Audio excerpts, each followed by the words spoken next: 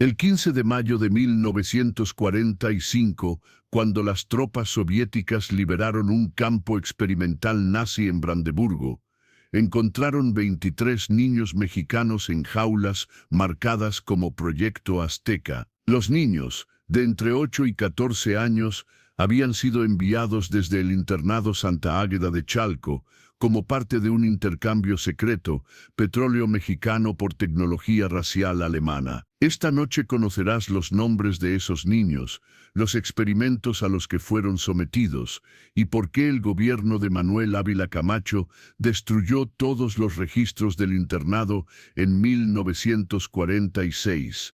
Pero antes de sumergirte en esta historia de colaboración nazi que México ocultó durante décadas, necesito pedirte un favor. Si te gustan las historias de misterio y terror basadas en hechos reales que los gobiernos prefieren enterrar, suscríbete a nuestro canal y activa la campanita para no perderte ninguno de nuestros relatos. Dale like a este video si te está intrigando y comenta de qué ciudad y país nos estás escuchando. Nos encanta saber que tenemos oyentes valientes alrededor del mundo que se atreven a conocer la verdad detrás de los capítulos más oscuros de la Segunda Guerra Mundial. Ahora sí, te contaré la historia completa del internado Santa Águeda de Chalco, el centro de selección racial nazi que operó en México durante los años más oscuros del siglo XX. Para entender cómo un internado mexicano se convirtió en proveedor de niños para los experimentos nazis, debemos comenzar en 1938 y Eschod, cuando México nacionalizó su industria petrolera. Esta decisión del presidente Lázaro Cárdenas provocó un boicot internacional liderado por Estados Unidos y Gran Bretaña. Desesperado por mercados para su petróleo, México encontró un comprador inesperado, la Alemania nazi. Entre 1938 y 1941, México vendió millones de barriles de petróleo al Tercer Reich. Pero el comercio no se limitaba a materias primas. Con los barcos petroleros viajaban diplomáticos, espías y, más importante para nuestra historia, ideólogos nazis que veían en México un territorio fértil para sus teorías raciales. Uno de estos ideólogos era el Dr. Edmund Kleist, antropólogo de la NENERVE, la organización pseudocientífica de las SS, dedicada a probar las teorías raciales nazis. Kleist había desarrollado una teoría peculiar. Creía que algunos mexicanos, especialmente en ciertas regiones, portaban sangre aria antigua de supuestos vikingos que habrían llegado a América antes que Colón. En 1941, Kleist escribió en un informe al Reichsführer SS Heinrich Himmler: México presenta una oportunidad única. Entre su población mestiza e indígena, existen bolsones de pureza racial nórdica, especialmente entre los niños huérfanos cuyo origen es incierto. Estos especímenes podrían ser recuperados para el Reich. Himmler, obsesionado con su programa Lebensborn de criar una raza superior, autorizó la Operación Quetzalcóatl, establecer centros de selección en América Latina para identificar y recuperar niños con características arias. El lugar elegido en México fue Chalco, un pueblo a 30 kilómetros de la Ciudad de México. Aislado pero accesible, con una población mayormente indígena que no cuestionaría demasiado, y cerca de funcionarios corruptos de la capital, dispuestos a hacer la vista gorda por el precio correcto. En marzo de 1942 llegó a Chalco la Madre Superiora Ingrid Hoffmann. Sus documentos la identificaban como una monja católica suiza, llegada para establecer un orfanato para niños víctimas de la pobreza extrema. En realidad, Ingrid era Ingrid Hoffmann Place, enfermera del programa Lebensborn y miembro de las SS, entrenada en selección racial y adoctrinamiento infantil. Ingrid no venía sola. La acompañaban 4 monjas: Gerda Müller, especialista en mediciones antropométricas; Anna Richter, doctora en medicina racial; Elizabeth Kraus, psicóloga infantil; y María Steinberg, una mexicana de ascendencia alemana que servía de enlace con las autoridades locales. El internado Santa Águeda se estableció en una antigua hacienda abandonada desde la Revolución, con fondos que supuestamente venían de benefactores católicos suizos, pero que en realidad eran canalizados desde la embajada alemana. El lugar fue transformado rápidamente. Por fuera, parecía un orfanato católico modelo. Había dormitorios limpios, un comedor amplio, aulas de clase, una capilla, pero en el sótano, accesible solo por una entrada oculta tras el altar, se construyó algo muy diferente: un laboratorio de medición racial, salas de examinación médica y, lo más siniestro, celdas de observación donde los niños seleccionados eran preparados para su viaje a Alemania. La recolección de niños comenzó de manera sutil. Las hermanas recorrían los pueblos cercanos, ofreciendo cuidar gratuitamente a huérfanos y niños de familias extremadamente pobres. Prometían educación, alimentación y un futuro mejor. Para familias que apenas sobrevivían, era una oferta imposible de rechazar, pero no todos los niños eran aceptados. Solo aquellos que pasaban una evaluación de salud inicial. Esta evaluación era en realidad una inspección racial: color de ojos y cabello, forma del cráneo, proporciones faciales, tono de piel. Los niños con características más europeas eran aceptados inmediatamente. Los otros eran rechazados con excusas médicas falsas. Pedro Sánchez Morales, uno de los 3 supervivientes que regresaron después de la guerra, recordaría décadas después: tenía 8 años cuando mi tía me llevó al internado. Mi madre había muerto y ella no podía mantenerme. Recuerdo a la madre Ingrid examinándome como si fuera ganado. Me midió la cabeza, me revisó los dientes, me hizo desnudarme completamente. Le dijo a mi tía que yo era especial, que tenía potencial. Mi tía lloró de alegría, pensando que tendría una buena educación. Si hubiera sabido. Una vez dentro del internado, los niños eran sometidos a un régimen estricto. Las clases incluían alemán obligatorio, historia nórdica y ejercicios físicos diseñados para despertar la sangre aria dormida. Los niños con ojos claros y cabello rubio recibían trato preferencial y raciones extra de comida. El proceso de selección para envío a Alemania era gradual y cruel. Los niños eran clasificados en categorías.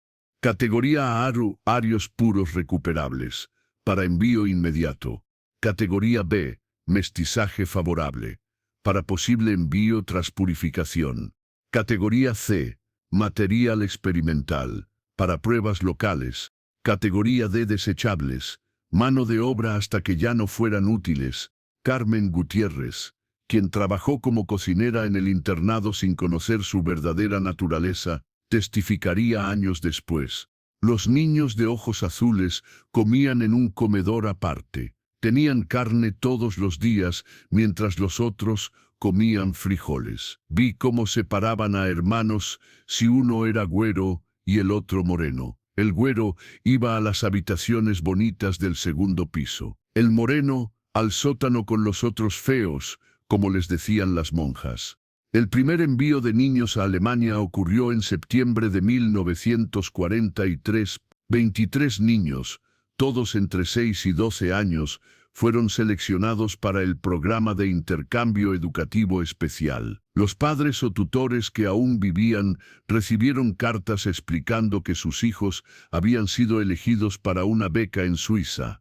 Los niños fueron transportados de noche a Veracruz, donde los esperaba el submarino alemán U-129. El viaje a través del Atlántico, evadiendo patrullas aliadas, duró 3 semanas. Los niños viajaron en la bodega de torpedos, en condiciones infrahumanas. Klaus Müller, marinero del U-129, que desertó en 1944, describió el viaje en su confesión a Inteligencia Británica. Los niños mexicanos estaban aterrorizados. No hablaban alemán, no entendían qué pasaba. Los oficiales los trataban como carga. Cuando uno se enfermó por el mareo, el capitán consideró tirarlo por la borda. Solo la intervención de la mujer de las SS que los acompañaba lo evitó. Decía que cada niño valía su peso en oro para los experimentos. Al llegar a Alemania, los niños fueron divididos y enviados a diferentes instalaciones. El grupo más grande, 11 niños, fue al Instituto Kaiser Wilhelm de Antropología, Herencia Humana y Eugenesia en Berlín. Allí, bajo la dirección del doctor Ottmar von Verschuer, fueron sometidos a exhaustivos estudios raciales. Los experimentos incluían mediciones corporales diarias, extracciones de sangre para análisis genéticos, pruebas de resistencia física, experimentos psicológicos para despertar memorias raciales, cruzamiento forzado con niños del programa Lebensborn. Un documento del instituto, descubierto en los archivos soviéticos en 1990, y un sujeto a 1447 MX, Pablo Martínez, 9 años, Chalco, México, ojos verdes, cabello castaño claro, posible ancestro visigodo. Responde bien al condicionamiento, candidato para programa de germanización completa. Pablo Martínez nunca regresó a México. Los registros sugieren que murió durante un experimento de resistencia al frío en enero de 1945.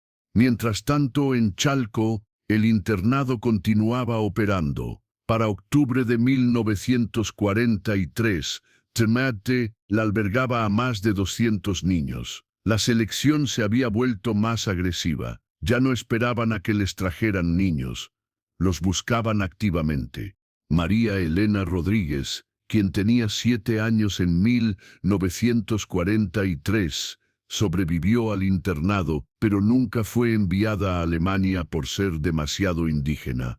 En una entrevista en 1998, me recordó, las monjas alemanas iban a los mercados, a las iglesias, buscando niños solos. Si veían uno con ojos claros, inventaban historias de que los padres los habían abandonado, o que tenían órdenes del gobierno de llevárselos. Una vez vi cómo se llevaron a los gemelos Flores. Su madre gritaba que no eran huérfanos, pero los policías que acompañaban a las monjas la golpearon hasta que se cayó.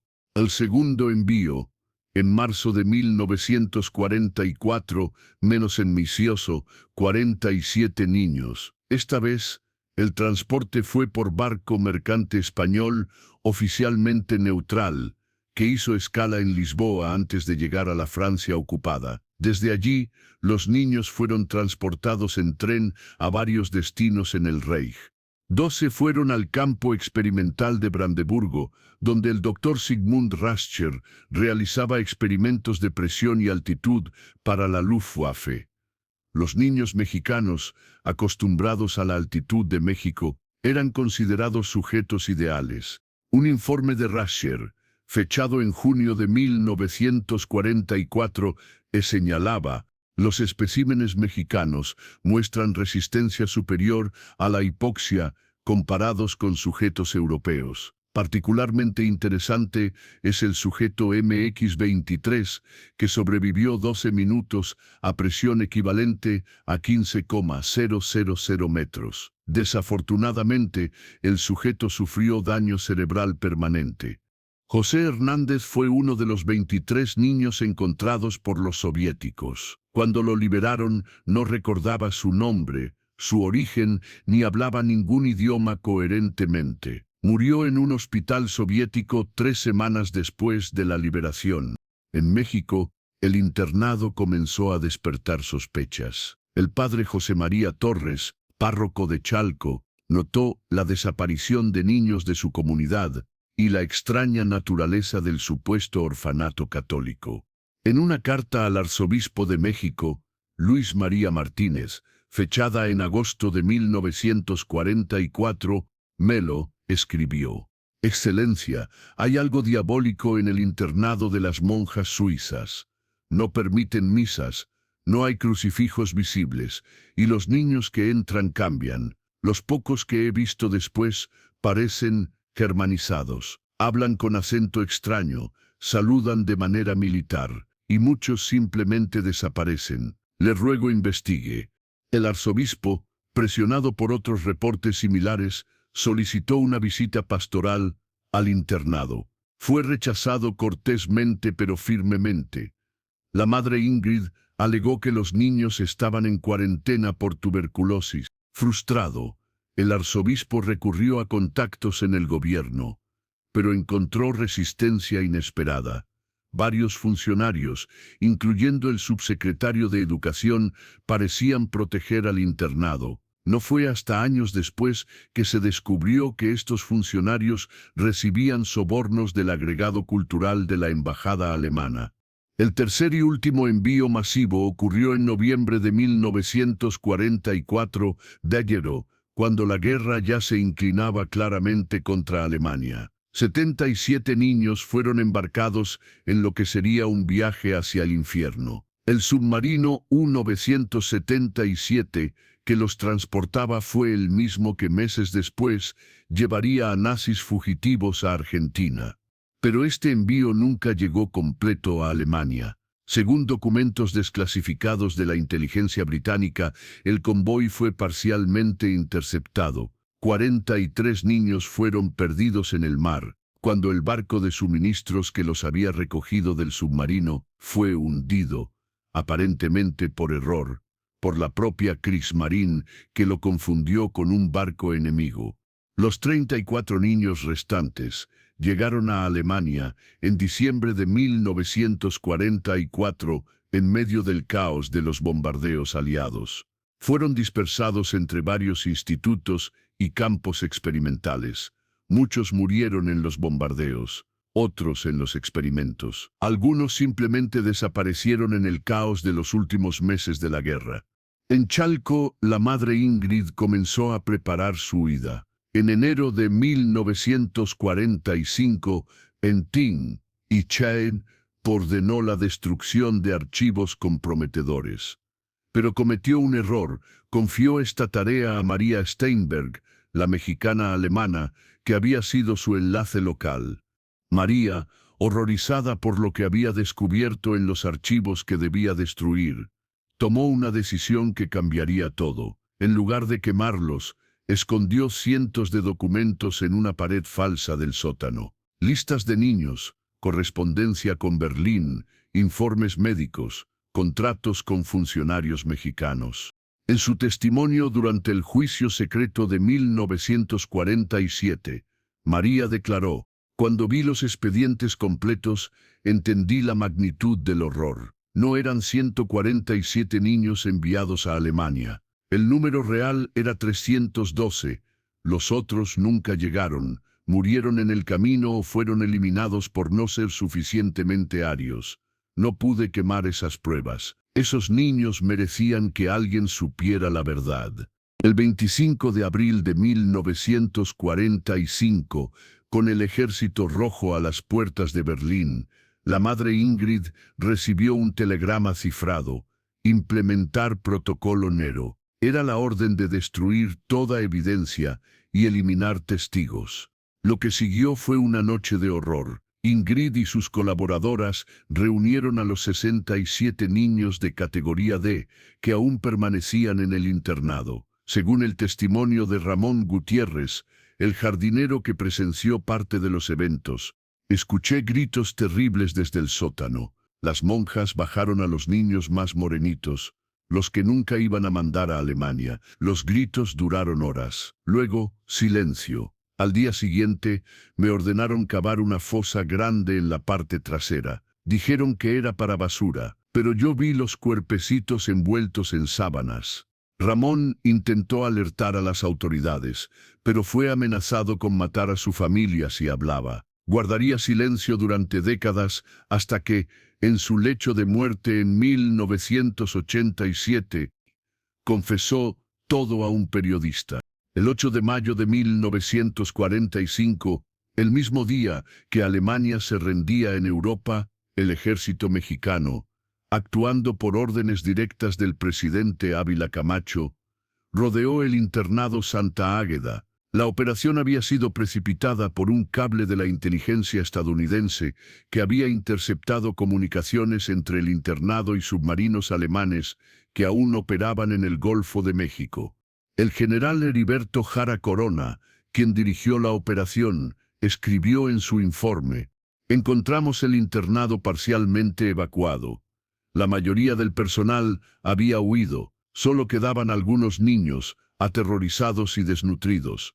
En el sótano, el horror, restos humanos, instrumentos médicos con sangre seca, archivos parcialmente quemados. Y en la parte trasera, tierra recién removida que ocultaba una fosa común. La madre Ingrid y 3 de sus colaboradoras fueron capturadas tratando de cruzar la frontera con Guatemala. Llevaban consigo diamantes, oro y documentos falsificados que las identificaban como ciudadanas argentinas. El gobierno mexicano enfrentó un dilema. Revelar la verdad completa significaría admitir que funcionarios mexicanos habían colaborado con los nazis, que niños mexicanos habían sido vendidos para experimentos y que el gobierno había fallado en proteger a sus ciudadanos más vulnerables. La decisión vino desde la presidencia: clasificar todo. El general Jara recibió órdenes directas. Este asunto nunca existió. El internado era una estafa común. Las mujeres, criminales comunes. Los niños, víctimas de abuso no político. Cualquier mención de conexión nazi será considerada traición.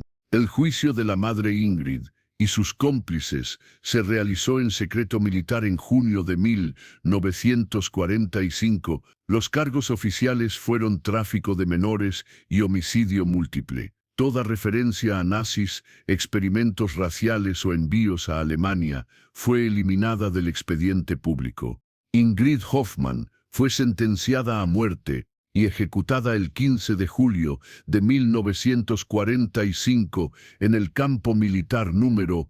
Sus últimas palabras, según el capellán de la prisión, fueron: hice lo que mi raza demandaba, la historia me absolverá.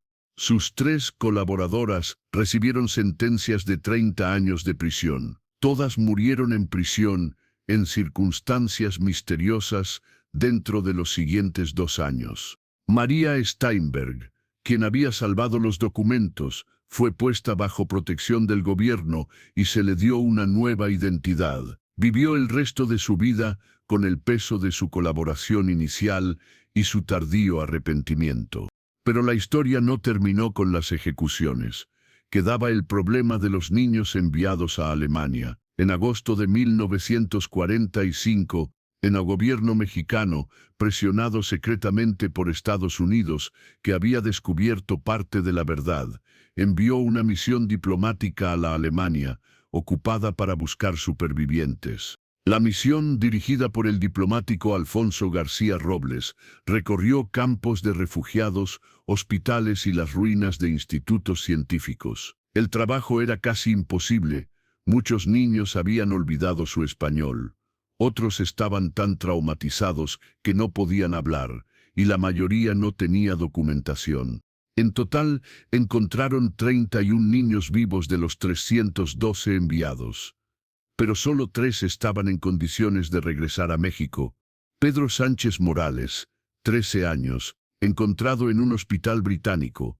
Rosa María Jiménez, 11 años, rescatada de un Lebensborn en Bavaria. Miguel Ángel Castillo, 14 años, liberado del campo de Brandeburgo por los soviéticos. Los otros 28 estaban tan dañados física o mentalmente que requirieron años de tratamiento. Algunos nunca recuperaron su identidad mexicana. Fueron adoptados por familias europeas o murieron en instituciones psiquiátricas. Pedro Sánchez, quien se convertiría en el principal testigo de esta historia, describió sus experiencias décadas después. En Alemania me convirtieron en otra persona. Me dieron un nombre alemán, Peter Hartmann. Me enseñaron que mis padres mexicanos eran inferiores, que yo había sido rescatado de la degeneración racial. Me sometieron a transfusiones de sangre aria, inyecciones de hormonas, experimentos psicológicos. Querían borrar todo lo mexicano en mí. Rosa María Jiménez había sufrido un destino diferente, pero igualmente horroroso. Había sido seleccionada para el programa de reproducción Lebensborn. A los 9 años, fue preparada para futura maternidad de niños arios. Fue sometida a tratamientos hormonales que aceleraron su desarrollo físico y dañaron permanentemente su salud. En una entrevista en 1990, Rosa María reveló: "No me violaron, era muy joven incluso para ellos, pero me preparaban. Me enseñaban que mi único valor era mi potencial reproductivo. Me mostraban fotos de hombres SS, con quienes me aparearían cuando tuviera edad. Tenía 10 años y ya habían planificado con quién tendría hijos y cuántos. Nunca pude tener hijos después de lo que me hicieron". Miguel Ángel Castillo fue encontrado en el grupo de 23 niños del Proyecto Azteca en Brandeburgo. Los soviéticos lo habían mantenido durante meses sin saber qué hacer con estos niños que no hablaban ruso ni alemán coherentemente. Miguel Ángel había sido sometido a experimentos de resistencia, frío extremo, privación de oxígeno, inanición controlada. Querían saber por qué los mexicanos sobrevivíamos donde los europeos morían, explicaría años después. Decían que teníamos vigor primitivo, que querían aislar y transferir a la raza aria. Nos congelaban hasta que perdíamos el conocimiento, luego nos revivían y medían todo. Muchos no despertaban. El regreso de estos 3 niños a México en diciembre de 1945 fue manejado con absoluto secreto. No hubo recibimientos públicos, no hubo reuniones familiares fotografiadas. Fueron llevados directamente a un hospital militar, donde permanecieron en observación durante meses. El gobierno les asignó nuevas identidades, nuevas historias. Oficialmente, nunca habían salido de México. Habían sido víctimas de una red de tráfico común, rescatados de criminales comunes. Se les prohibió hablar de Alemania, de nazis, de experimentos. Pedro Sánchez recordaría: "Nos dijeron que si hablábamos, nuestras familias sufrirían, que era por el bien de México que guardáramos silencio. Nos dieron dinero, educación, trabajos cuando crecimos. Pero el precio era el silencio. Durante 40 años no pude decir la verdad sobre lo que me pasó". Mientras tanto, el internado Santa Águeda fue demolido en 1946, oficialmente. Oficialmente, se construiría una escuela pública en su lugar. Pero durante la demolición, los trabajadores encontraron más horrores: una segunda fosa común, con restos de al menos 45 niños, cuartos de tortura disfrazados de enfermerías, y lo más perturbador, una colección de órganos preservados en frascos, etiquetados con números de expediente. El capataz de la demolición, Juventino Rosas, guardaría silencio durante décadas. Pero en 1998 Mandeyocho, ya anciano, reveló a su nieto periodista: "Encontramos cosas que no deberían existir. Niños en frascos, pedazos de niños, archivos con fotos de niños desnudos, medidos como animales. Y en una caja de metal encontramos algo peor: uniformes nazis pequeños, del tamaño de niños, con brazaletes con la esvástica. Nos ordenaron quemar todo y olvidar".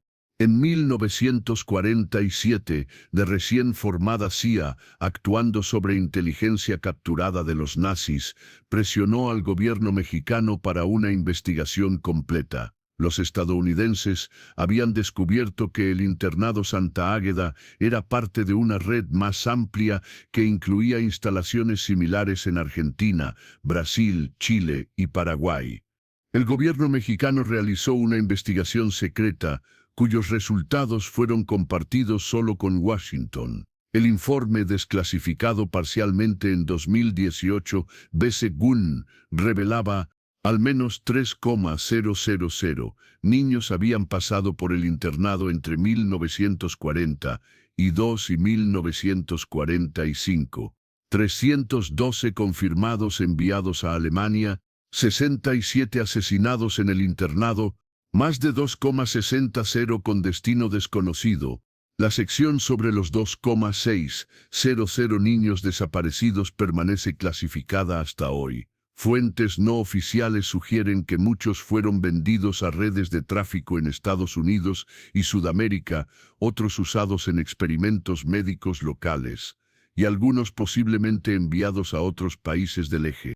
Durante las décadas siguientes, el caso permaneció enterrado. México prosperó en el boom económico de la posguerra, y nadie quería recordar colaboraciones vergonzosas con los nazis. Los supervivientes guardaron silencio, los testigos murieron o fueron silenciados, y los archivos permanecieron clasificados. Fue hasta 1985 cuando el caso resurgió brevemente. Un estudiante de historia de la UNAM, investigando otro tema en archivos municipales de Chalco, encontró referencias al internado. Su investigación lo llevó a Pedro Sánchez, quien para entonces era un ingeniero retirado de 55 años. Pedro, cansado del silencio, decidió hablar. Su testimonio a la revista Proceso causó sensación, pero el gobierno rápidamente lo desacreditó, alegando que sufría demencia senil. Pedro fue internado en una institución psiquiátrica, donde permaneció hasta 1990. Rosa María Jiménez intentó apoyar el testimonio de Pedro, pero recibió amenazas directas. Su casa fue vandalizada, su teléfono intervenido. El mensaje era claro: el silencio o consecuencias. Miguel Ángel Castillo había muerto en 1978, oficialmente por suicidio. Su familia siempre sostuvo que fue asesinado por intentar escribir un libro sobre sus experiencias. En 1998, el gobierno alemán, como parte de su proceso de reconciliación histórica, abrió archivos relacionados con el programa Lebensborn y experimentos raciales. Entre los documentos apareció correspondencia detallada sobre el proyecto Azteca y el internado Santa Águeda. Los documentos alemanes revelaban detalles escalofriantes. Los niños mexicanos eran clasificados como tipo cuarto recuperable en la escala racial nazi. Se planeaba crear una colonia de reproducción en México después de la guerra. Algunos niños fueron utilizados en experimentos de mestizaje, con niños del programa Lebensborn. Existían planes para establecer internados similares en toda América Latina. El doctor Hermann Müller-Hill, historiador alemán que estudió los documentos, declaró: el proyecto Azteca muestra que las ambiciones raciales nazis no se limitaban a Europa, veían a América Latina como un laboratorio para experimentos que incluso en el Reich consideraban demasiado extremos. Los niños mexicanos fueron conejillos de Indias para teorías demenciales sobre pureza racial y mestizaje controlado. El gobierno mexicano, presionado por las revelaciones alemanas, realizó una investigación limitada en 2000. Se exhumaron parcialmente las fosas del internado, confirmando la presencia de restos de al menos 89 niños. El ADN, comparado con bases de datos de personas desaparecidas, reveló coincidencias con familias que habían buscado a sus niños durante décadas. Carmen López, de 82 años, finalmente supo qué había pasado con su hermano. Roberto tenía 7 años cuando se lo llevaron en 1944. Mis padres murieron buscándolo. Ahora sé que nunca salió del internado. Lo mataron porque no era suficientemente blanco. 56 años esperando saber. Y la respuesta es que lo mataron por el color de su piel. En 2010, Wikileaks filtró cables diplomáticos que mencionaban el caso. Uno, de la Embajada estadounidense en México, fechado en 2003, decía: el gobierno mexicano continúa extremadamente sensible sobre el caso Chalco. Fuentes confirman que existe documentación adicional que implica a figuras prominentes de la política mexicana de los 1940 segundos, incluyendo posibles conexiones con el entonces secretario de Gobernación, Miguel Alemán Valdés. México prefiere mantener el caso enterrado. Pedro Sánchez Morales, el superviviente más vocal, murió en 2012 a los 78 años. En sus últimos años, libre de las amenazas gubernamentales, dio varias entrevistas detalladas. Su testimonio final, grabado semanas antes de su muerte, es devastador.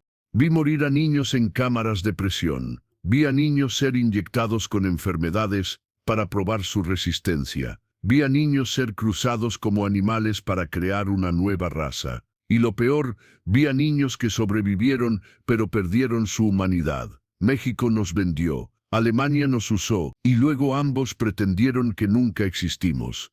Rosa María Jiménez murió en 2015. Nunca se casó, nunca tuvo hijos. Dedicó sus últimos años a buscar a otros supervivientes, convencida de que había más que guardaban silencio. Antes de morir, donó su cuerpo a la ciencia con una condición: que estudiaran los efectos a largo plazo de los experimentos nazis en su cuerpo. La autopsia reveló daños extensivos, órganos deformados por tratamientos hormonales infantiles, tejido cicatricial de múltiples procedimientos experimentales y anomalías genéticas consistentes con exposición a radiación. El informe médico concluyó que era milagroso que hubiera vivido hasta los 83 años. En 2018, el gobierno alemán desclasificó más documentos de la Ahnenerbe, entre ellos el archivo completo del Dr. Edmund Kleist, el ideólogo del proyecto. Sus notas personales revelaban la verdadera extensión del plan. El internado de Chalco es solo el comienzo. Hemos identificado poblaciones en Chiapas con características germánicas. Plan para 1946. Establecer 10 internados más. Meta 5,000 niños anuales para germanización. México será la granja de cría del Cuarto Reich en América. Los documentos también incluían fotografías nunca antes vistas, niños mexicanos en uniformes de las juventudes hitlerianas, niñas mexicanas en vestidos del Bund Deutscher Madel, y lo más perturbador, niños mexicanos participando en ceremonias nazis, saludando con el brazo extendido frente a banderas con esvásticas. Una foto en particular causó conmoción. Mostraba a 30 niños mexicanos, todos rubios o de cabello claro, formados en el patio del internado, mientras la madre Ingrid, en uniforme completo de las SS, los inspeccionaba. La foto estaba fechada 20 de abril de 1944, Vierome BT, cumpleaños de Hitler. En 2019, Metzschwei Munfe, Netflix anunció una serie documental sobre el caso, pero el proyecto fue misteriosamente cancelado. Fuentes internas sugirieron presiones del gobierno mexicano, que argumentaba que el tema podría dañar la imagen internacional de México y reabrir heridas históricas innecesarias. Sin embargo, el interés público ya estaba despertado. Grupos de investigadores independientes comenzaron a buscar supervivientes. Sorprendentemente, encontraron a 3 más. Ana María Flores, 89 años, había guardado silencio durante toda su vida. Había sido enviada a Alemania en el segundo grupo, pero fue rechazada al llegar por impureza racial detectada tardíamente. Pasó el resto de la guerra en un campo de trabajo en Francia. Me salvó ser demasiado mexicana para ellos, dijo en su única entrevista pública. Los otros niños de mi grupo, los más blancos, fueron llevados a los laboratorios. Yo fui a trabajar en una fábrica. Era horrible, pero sobreviví. Ellos no. Juan Carlos Mendoza, 88 años, había estado en el internado, pero nunca fue enviado a Alemania. Fue parte del grupo de categoría C, usado para experimentos locales. Durante 2 años fue sometido a pruebas de resistencia, inyecciones experimentales y lo que él llamaba educación racial. Nos enseñaban que éramos inferiores pero mejorables, que con suficiente disciplina alemana y purificación racial nuestros hijos podrían ser casi arios. Nos mostraban fotos de mujeres alemanas y nos decían que esas serían nuestras esposas si nos portábamos bien. Teníamos 10 años y ya planeaban nuestro futuro reproductivo. María del Carmen Espinosa, 87 años, reveló el aspecto más oscuro del internado, la experimentación médica local. Como niña de categoría D, fue usada para probar tratamientos antes de aplicarlos a los niños valiosos. Éramos los conejillos de Indias de los conejillos de Indias. Probaban drogas, tratamientos, cirugías, Si sobrevivíamos, lo usaban en los güeritos.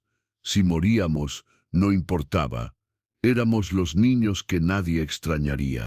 María del Carmen mostró cicatrices de múltiples cirugías experimentales, incluyendo intentos de alterar su estructura ósea facial para hacerla más europea. Su testimonio reveló que el doctor Werner Haas, supuestamente un pediatra suizo, era en realidad un cirujano nazi experimentando con alteración racial quirúrgica. En 2020, un equipo de investigación forense, usando tecnología de radar de penetración terrestre, escaneó completamente el terreno donde estuvo el internado. Encontraron 3 fosas comunes adicionales no documentadas, una red de túneles subterráneos que conectaban con propiedades vecinas, anomalías consistentes con al menos 200 cuerpos enterrados. El gobierno mexicano bloqueó las excavaciones, citando razones de patrimonio histórico. Pero activistas y familiares de víctimas presionaron con protestas y demandas legales. En 2021, un juez federal ordenó excavaciones limitadas. Los hallazgos fueron peores de lo esperado. Restos de 134 niños, muchos mostrando señales de violencia extrema, malnutrición y experimentación médica. Algunos esqueletos mostraban intentos de modificación ósea. Otros tenían objetos metálicos insertados en los huesos. El antropólogo forense, Dr. Ricardo Valdés, quien dirigió las excavaciones, declaró: «Esto no fue solo asesinato, fue tortura sistemática disfrazada de ciencia. Encontramos evidencia de vivisecciones, amputaciones experimentales, intentos de trasplantes. Estos niños fueron desarmados y rearmados como muñecos». El descubrimiento más perturbador vino del análisis de ADN. Varios de los restos mostraban marcadores genéticos que no correspondían a poblaciones mexicanas conocidas. La investigación reveló que algunos niños habían sido traídos de otros países latinoamericanos, confirmando que Chalco era un centro de recolección internacional. En 2022, los hackers del colectivo Anonymous filtraron documentos del Archivo General de la Nación que el gobierno había mantenido clasificados. Los documentos revelaban nombres de funcionarios mexicanos que facilitaron la operación, pagos del gobierno nazi a políticos mexicanos, correspondencia entre el internado y empresarios mexicanos que financiaban parcialmente la operación, planes para expandir el proyecto a otros estados. La lista de colaboradores incluía nombres sorprendentes de familias que hoy son prominentes en la política y los negocios mexicanos. Varias demandas fueron interpuestas, todas desestimadas por falta de pruebas contemporáneas verificables. Un documento particularmente revelador era una carta del entonces gobernador del Estado de México al secretario de Gobernación, fechada en marzo de 1944. El internado de Chalco provee solución elegante al problema de los huérfanos indigentes. Si además genera divisas extranjeras y satisface a nuestros amigos alemanes, mejor. No veo razón para interferir mientras sean discretos. La carta sugería conocimiento y aprobación al más alto nivel del gobierno estatal, si no federal. En 2023, el gobierno de Alemania ofreció compensación oficial a las víctimas del internado Santa Águeda, reconociéndolo como parte de los crímenes del nazismo. México, sin embargo, mantuvo su posición de que fue un caso criminal aislado, no una política de Estado. Pedro Sánchez J. R. hijo del superviviente, Pedro Sánchez Morales, rechazó la narrativa oficial. «Mi padre vivió con pesadillas toda su vida. Gritaba en alemán mientras dormía, un idioma que supuestamente había olvidado. México lo vendió cuando era niño y lo silenció cuando era adulto. La verdad completa nunca se sabrá porque implicaría admitir complicidad en el Holocausto». Investigaciones recientes han conectado el internado Santa Águeda con la Operación Paperclip y las Ratlins nazis. Documentos de la CIA sugieren que algunos de los médicos y científicos que trabajaron con los niños mexicanos fueron después reclutados por Estados Unidos o ayudados a escapar a Sudamérica. El doctor Werner Haas, el cirujano que experimentaba en Chalco, reapareció en Paraguay en 1950 como doctor Guillermo Blanco, dirigiendo un hospital infantil. Murió en 1987 sin nunca ser juzgado. La madre Ingrid tenía una hermana, Gertrude Hoffmann, que dirigió un orfanato similar en Argentina hasta 1955. En 2024, el caso tomó un giro inesperado cuando aparecieron documentos en un mercado de antigüedades en Berlín, el diario personal del Dr. Edmund Kleist. En él, Kleist detallaba no solo los experimentos en Chalco, sino planes para un proyecto aún más ambicioso. Fase 2. Establecer colonias de cría en áreas remotas de México, mezclar sangre aria con los especímenes mexicanos más prometedores. En 3 generaciones, crear una nueva raza, físicamente superior por la mezcla, mentalmente superior por la educación alemana y políticamente leal al Reich. México no será conquistado, será absorbido genéticamente. El diario también revelaba que algunos niños enviados a Alemania no murieron ni regresaron a México. Fueron integrados completamente en familias alemanas, sus identidades mexicanas borradas. Kleist estimaba que al menos 50 niños mexicanos vivieron el resto de sus vidas como alemanes, sin saber su verdadero origen. Esto abrió una nueva línea de investigación. Genealogistas comenzaron a buscar en Alemania personas nacidas entre 1930 y 1940 con orígenes poco claros. En 2024, encontraron a Hans Moyer, un hombre de 86 años en Múnich, cuyo ADN coincidía con una familia de Puebla que había perdido un hijo en 1943. Hans, o Juan como era su nombre real, había vivido toda su vida creyendo ser huérfano alemán de la guerra. El shock de descubrir su verdadera identidad lo llevó a un colapso nervioso. Su caso abrió la posibilidad de que decenas de mexicanos hubieran vivido y muerto en Alemania sin nunca saber quiénes eran realmente. Hoy, el sitio del internado Santa Águeda es un estacionamiento y un centro comercial. No hay placas, no hay memoriales. Oficialmente, nunca existió. Pero los locales saben, evitan el lugar de noche. Dicen que se escuchan voces de niños hablando en alemán, llorando en español, gritando en ningún idioma humano. Los trabajadores del centro comercial reportan fenómenos inexplicables, juguetes que aparecen en tiendas cerradas, huellas pequeñas en polvo donde nadie ha caminado, y más perturbador, clientes que juran ver niños en uniformes antiguos que desaparecen al acercarse. María Hernández, guardia de seguridad nocturna, renunció después de un incidente en 2023.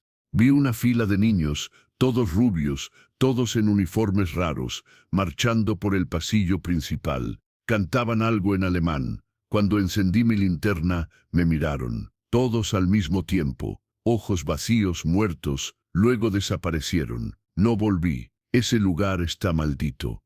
El gobierno mexicano mantiene clasificados miles de documentos sobre el caso, programados para liberación en 2045, 100 años después del cierre del internado. Activistas luchan por adelantar esa fecha, argumentando que los últimos supervivientes y testigos morirán antes de conocer la verdad completa.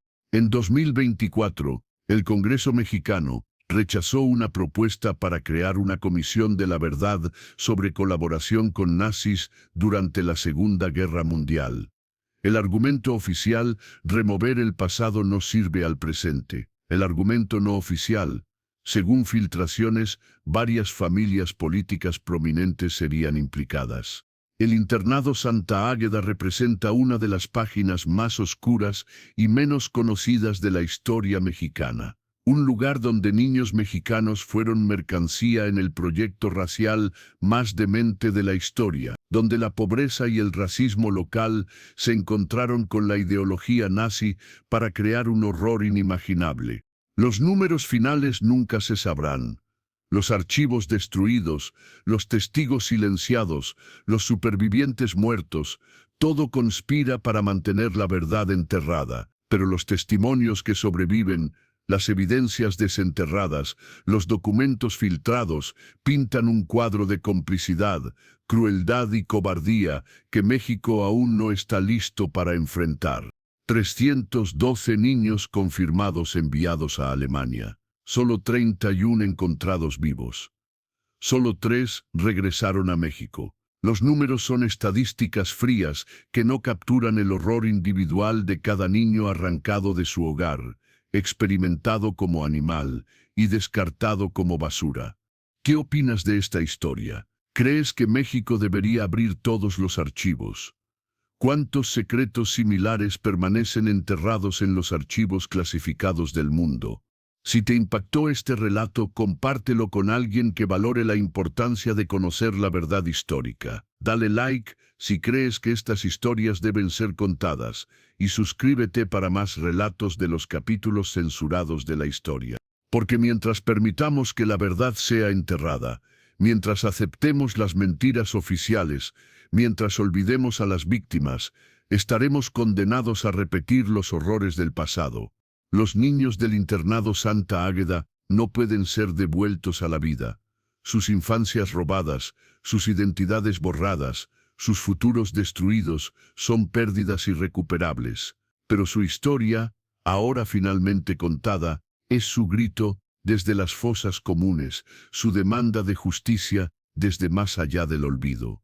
Nos vemos en el próximo video, donde continuaremos revelando las verdades que los poderosos prefieren mantener ocultas. Porque cada secreto revelado es una pequeña justicia, y cada historia contada es una pequeña victoria contra el olvido.